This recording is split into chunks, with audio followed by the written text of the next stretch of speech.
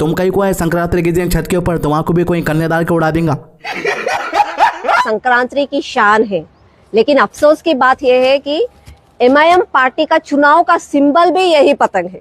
Good question, you are a good question. इसलिए मैं election commission से दरख्वास्त करूंगी कि एमआईएम पार्टी का सिंबल पतंग को हटा दिया जाए, बदल दिया जाए। उससे पहले पतंग उड़ाने से पहले तुम जो है चरखे को एक 4-5 घंटा बन के पतंग उड़ाने, तो पतंग तुम्हारा भी लेके चल जाएंगे दूसरे मुल्क को।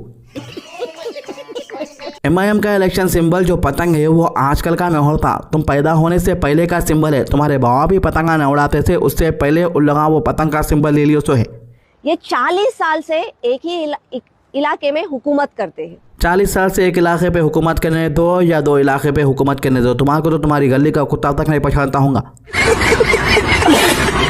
ऐनक लगा लेके, चरखी ले लेके, आधे पाउंड की पतंग ले लेके अपने आप को दिशा पता नहीं समझ रहे, दुबले दिख रहे बोल के।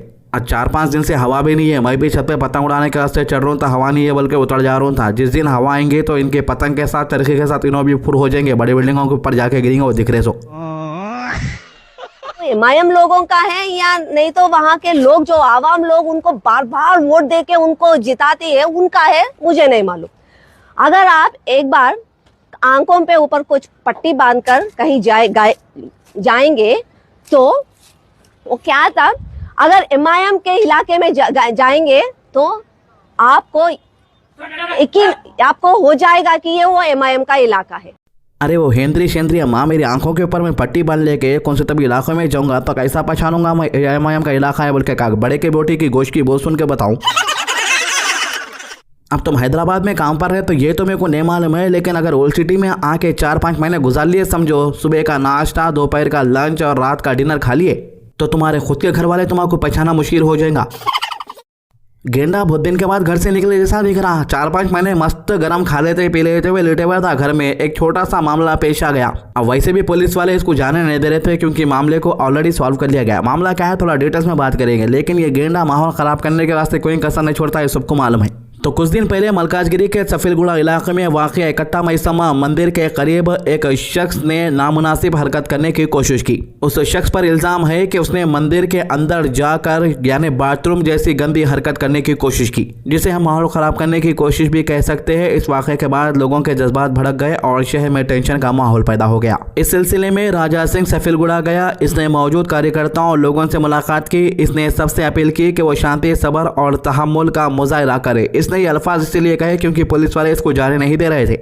इसने आगे कहा कि किसी भी तरह के तशद्दुद से दूर रहे। साथ ही इसने इंतजामिया से उम्मीद जाहिर की कि मामले में सख्त और मुनासिब कानूनी कार्रवाई की जाए ताकि आगे ऐसे वाक़यात ना हो। इस पूरे मामले पर पुलिस ने बताया कि हैदराबाद में 26 साल का एक नौजवान को गिरफ्तार किया गया है, जिस पर इल्ज़ाम है कि उसने सफीलगुड़ा के कट्टा मैसमा मंदिर में गैर कानूनी तौर पर दाखिल होकर मूर्ति के इस्तेमाल में गलत हरकत किया। पुलिस के मुताबिक ये वाक़या गैसो हफ्ते की रात को हुए सो है। बीजेपी प्रो हिंदू तंजीमों और भक्तों ने मंदिर के बाहर एहतजाज किया और इस हरकत की सख्त मजम्मत की। एहतजाज करने वालों का कहना था कि मुलजिम ने मंदिर के अंदर पेशाब किया, जो कि मजहबी जज्बात को मजरू करने वाली बात है। इस दौरान सोशल मीडिया पर भी एक वीडियो वायरल हुआ जिसमें यह दिखाया गया कि वाक़े के बाद कुछ लोगों ने उस शख्स को मारा, पीटा और उससे पूछताछ की, उससे नारे लगाए गए। पुलिस इस वीडियो का भी नोट लिया और कहा कि हर पहलू से तहकीकात की जा रही है।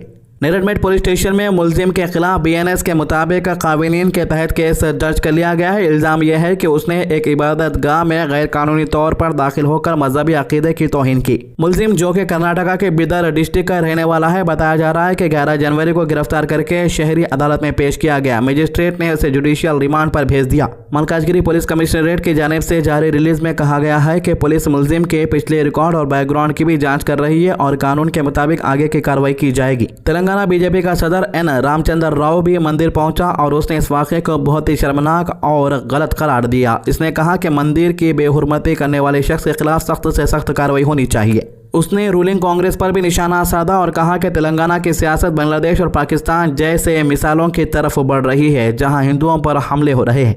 एक्स पर अपने पोस्ट में रामचंद्र राव ने लिखा कि वो इंसानी हकूक़ का एहतराम करता है, लेकिन जब दूसरी तरफ से सर तन से जुदा जैसे नारे लगाए जा रहे हो तो फिर मंदिर की बेहुरमती करने वाले शख्स के खिलाफ सख्त कदम उठाना ज़रूरी हो जाता है। उसने ये भी कहा कि इस मामले पर कांग्रेस, बीआरएस और कुछ मीडिया की खामोशी हैरत अंगेज है। इसका कहना था कि बीजेपी तेलंगाना में चुप नहीं बैठेगी और सड़कों पर उतरकर हिंदू धर्म, मंदिरों और इज्जत की हिफाजत के लिए लड़ेगी। रामचंद्र राव ने कहा कि हिंदुओं को खामोश नहीं कराया जा सकता और उनका ईमान और अकीदा किसी भी कीमत पर कॉम्प्रोमाइज़ नहीं होगा। वहीं दूसरी तरफ पुलिस ने आवाम से अपील की है कि वो किसी भी किस्म के अफवाह या बगैर तस्दीक खबर पर यकीन ना करे और ना ही उसे सोशल मीडिया पर फैलाए। पुलिस का कहना है कि लोग सिर्फ ऑफिशियल जानकारी पर भरोसा करें और तहकीकात में सहयोग दें। पुलिस ने यह भी कहा कि गलत मालूमात फैलाने से गैर ज़रूरी घबराहट और अमन व अमान में खलल पैदा हो सकता है। आखिर में पुलिस ने तमाम तबकों से अपील की है कि वो सब्र, शांति और भाईचारे को बरकरार रखें और शहर के माहौल को बिगड़ने ना दे। इंतज़ामिया का कहना है कि कानून अपना काम करेगा और जो भी कसूरवार पाया गया उसके खिलाफ कानूनी तरीके से सख्त एक्शन लिया जाएगा।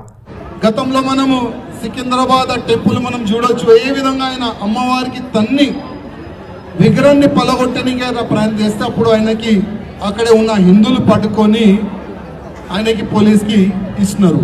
అప్పుడు మా పోలీస్ అధికారులు స్టేట్మెంట్ ఏంది కొద్దిగా ఆయన మెంటల్ లోడ్ అని అంటే तो राजा सिंह बोल रहा है कि कुछ दिन पहले सिकंदराबाद का जो मंदिर है वहाँ पर भी एक ऐसी मामला पेश आया था। वो शख्स को भी पुलिस वाले पकड़े और पुलिस वाले उसकी डिटेल रिपोर्ट चेक करने के बाद उन्हें थोड़ा मेंटल है बोल के बोल दिया। अब जाहिर है कि पुलिस वाले रिपोर्ट्स के अंदर जो आएंगे वो बोलेंगे भाई जो मेंटल है तो मेंटल है बोलेंगे। और रिसेंटली हैदराबाद के अंदर जो ऐसे वाकयात पेश आए उसके अंदर ज़्यादातर लोग बाहर के स्टेट के थे। अब ये लोग खुद बोल रहे हैं कि जो बंदा ऐसी हरकत करा सफीलगुड़ा के अंदर उन्हें कर्नाटका के बिदर का है। अब ये गैसो हफ्ते का मामला है भाई। काफ़ी लोग कमेंट भी कर रहे थे भाई आप सफीलगुड़े के टॉपिक का वीडियो नहीं बनाया, आखिर क्या तो भी मामला है। बल्कि भाई हम लोग इसीलिए इंतजार करते हैं, पुलिस का इंतजार करते हैं कि पुलिस वाले मामले को लेकर क्या बोल रहे हैं, इसके पीछे की सच्चाई क्या है। देखो जहां तक वो शख्स मंदिर के अंदर जाकर जो गंदी हरकत करा उसके हम सख्त खिलाफ है, क्योंकि कानून के खिलाफ है। इससे माहौल ख़राब होता। उसको इतनी बेसिक नॉलेज तो रहना कि ऐसा करने से माहौल ख़राब हो सकता है, ऐसा नहीं करना बोल के।